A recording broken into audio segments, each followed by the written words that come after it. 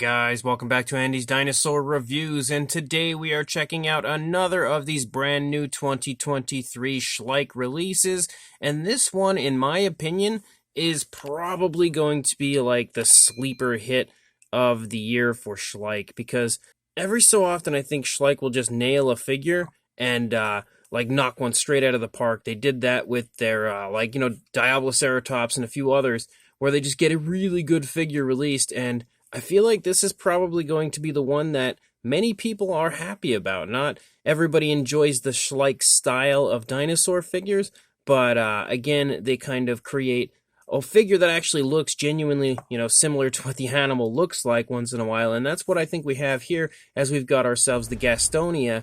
And it was a very cool idea to create a Gastonia because we don't have very many figures out of it. There's like the sideshow model, and I think maybe Collect Day has one out. I can't really recall. I'm pretty sure Collect Day's got one. And that's really about it to my knowledge that we have out. There may be more, but I'm forgetting. But again, it's not often that we get them, and we really don't get them as nice as this one, and I like that they've given this one a reddish coloration, because we now know that Boreola pelta was a reddish tone of color, so obviously taking inspiration from that with the paint scheme for this one, and I'm really happy to see that they've included that kind of trademark dark wash that Schleich is always so good at applying, and I feel like that always amps up the appeal of the figure overall. So let's go ahead and jump straight to a closer look at this right now. So looking up here at the head sculpt of our Gastonia, you can see straight away it looks really nice as far as the fine detailing. You've got lots of really beautiful skin texture and a nice bit of coloration there, as we have some reds and whites kind of trading back and forth there in the face. Actually, it's more like grays, not whites, but it still looks really nice, and I love the way that they've painted out the face. You can also see we've got a black eye with a nice gloss coat to it. There you can really see the gloss coat shining, giving it a nice, very realistic and lifelike appearance. You can see the nostrils sculpted out here, especially when we look at it from the front. The beak as well has some nice looking fine detail to it. And just generally, it's a pretty nice looking head sculpt for our Gastonia.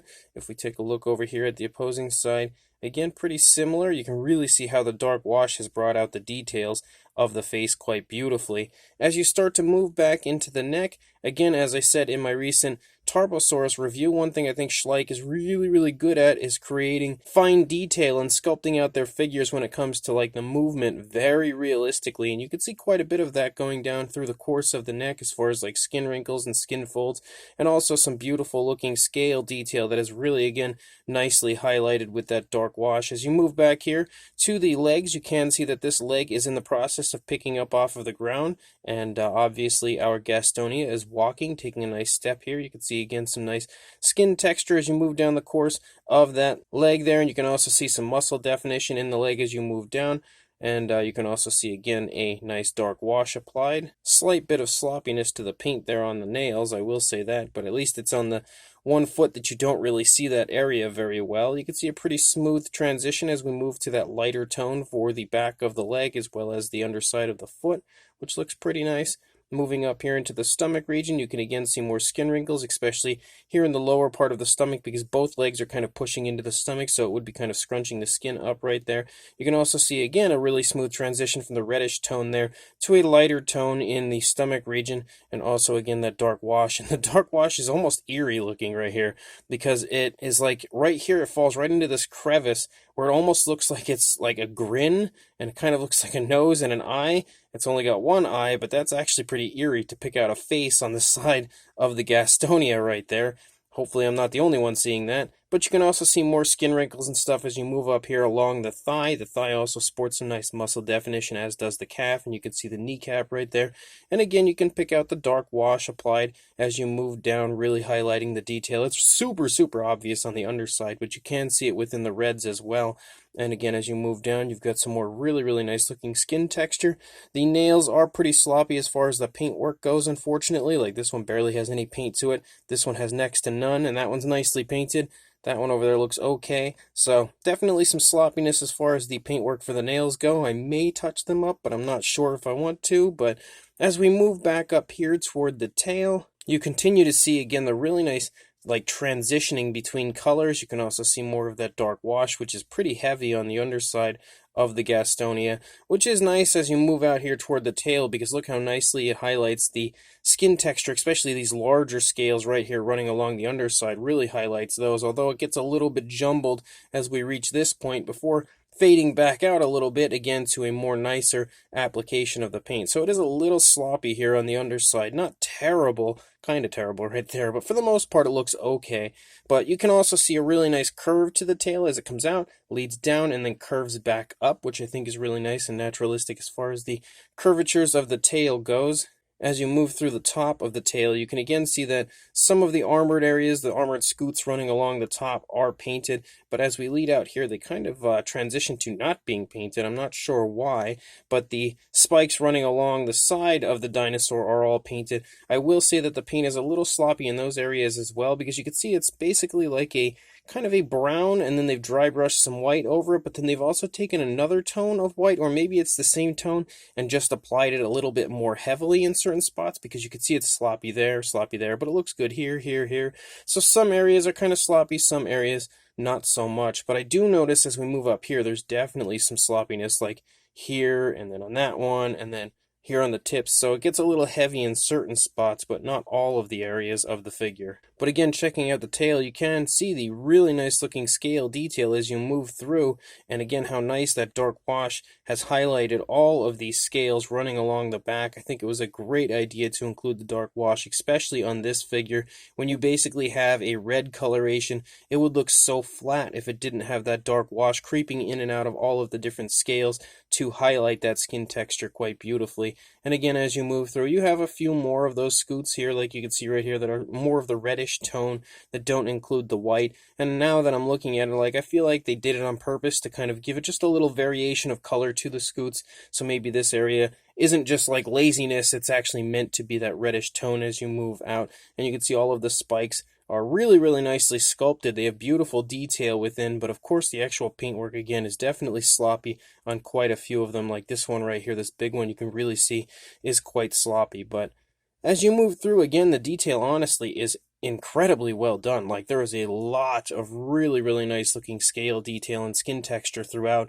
You can see if we move to the opposing side, we have our Gastonia turning its head away from us as it's just beginning to kind of make a left turn. You can even see a tilt in the head, so it appears as though the entire dinosaur is about to head left, which I actually really do quite like. You can also see again the leg sculpt here on the front leg is very nicely done. You can see as it's planted there, the other foot again is picking up off of the ground. This foot is very nicely planted. Looks pretty darn good as far as the sculpting and detailing goes, but again, a little sloppiness with the nail paint. You can see blacks showing up here and there throughout the course of the leg again. It's given the dark wash, but it seems like maybe a few areas have a little bit extra as far as that black goes, just to add a little extra color variation. And you can see that the skin is stretching more so on this side, because again, the opposing side legs were kind of together. This side legs are spread much further apart, so you can really see again how much the skin is stretching more so on this side. It gives us a much better look here at the stomach region, and again, all of that beautiful scale detail contained within, and all of the really nice skin wrinkles down here in the lower part of the stomach. And then as you move through, you can again see really beautiful as far as the movement and the skin detail. Again, Schleich is just so good at this. You can really see the, skin stretching and just the way that the skin of the body would be playing off of the movement of the leg quite nicely. You can see a little bit larger kind of scaling running down the front of the thigh right there. As you move down, you've got the kneecap again.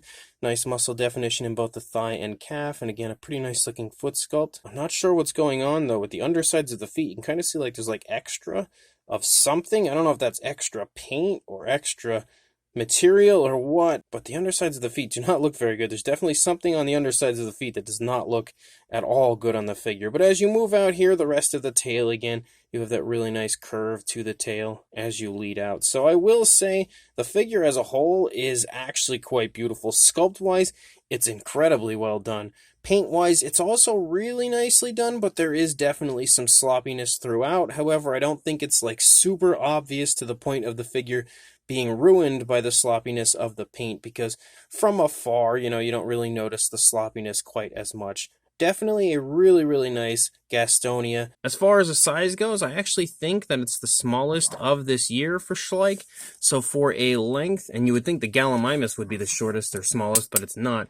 But for the length, you are looking at about 7.5 inches or around 19 centimeters. And then for a height, the highest point would probably be that spike. You're looking at right around 2.5 inches or closing in on about 6.5 centimeters, but not quite there. For a size comparison, there is Mr. Papo T-Rex, the Attack Pack Colovosaurus, and Robert Muldoon from the Mattel Jurassic World toy line next to our Schleich Gastonia. And you can definitely see that, again, it's on the smaller side. It's not small by any means, but it's, I would say, like a small approaching medium size range. But for another comparison, there is the Schleich Diabloceratops next to our Gastonia, and you can see that these two nose to nose are a very similar size as far as like the body mass goes. Obviously, the length goes to the Gastonia, but definitely very, very similar in size overall. Then when it comes to similarly sized figures and similar species, we've got the PNSO Boreala pelta next to our Gastonia from Schleich, and you can definitely see that these two are very similar in size, like almost spot on to each other as far as the size goes. But for another comparison, there is the PNSO Sauropelta next to our Gastonia, again showing you that the size is a little bit larger on the Gastonia this time around. But for another comparison, there is the Schleich Ankylosaurus next to the Gastonia, and definitely a major difference, I think, as far as the overall appeal of these two figures.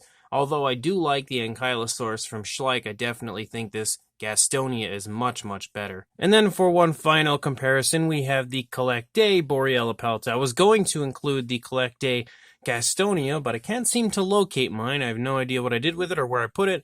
Can't find it on the current Collectae shelf, but again, for one comparison as far as a similar species you might have, hopefully this comparison right here will help to give you an idea of the size of the Gastonia. So this brand new 2023 Schleich Gastonia is potentially the best figure of the year for them, honestly. Like, there is a very, very strong chance that this is the best out of all of the figures they've released for 2023 when it comes to their prehistoric line.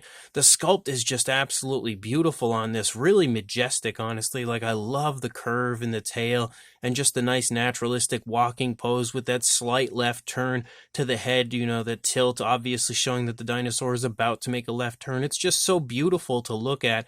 Definitely a really good decision on their part to create a pose that is so nice looking but so natural at the same time. And also, again, when it comes to a species like this, it can be definitely hard sometimes to create a pose that really shows off life, and I think they did a pretty good job as far as doing that with this Gastonia. And the fine detail throughout is honestly fantastic. Like, it's probably one of Schleich's best sculpts that I've seen in a long time, especially when it comes to fine detail overall. It really does sport pretty much every ounce of detail you would want to see, and it's all very vibrant, very crisp on the figure overall. The paint job is nice. It's definitely a nice coloration that they've chosen for it. I really think it looks good on the figure as a whole and looks natural. Some of the paint, though, is a little bit sloppy, especially on the scoots and the spikes and stuff. It's quite sloppy, and the dark wash, although usually really consistent, is a little overbearing in certain spots on this figure, but it's not terrible. It definitely, you know, can take away from certain areas like the underside of the tail at that one position, but overall, again, I feel like the dark wash was a great idea on their part. I love when Schleich includes it, and it really highlights all of the detail, especially in the reddish areas of this figure, quite nicely. So as a whole, again, there's a good chance, like I said, that this is the best figure from Schleich for 2023. Also, in my opinion, a must-have, so definitely worth picking up if you are a fan of this species or just looking to add one to your collection. So if you are interested, I will include a link in the description to where you can grab this on the Schleich website right now. So make sure you check that link, go grab yourself this Gastonia, and also like, comment, and subscribe, and I will see you in the next review. Thanks for watching.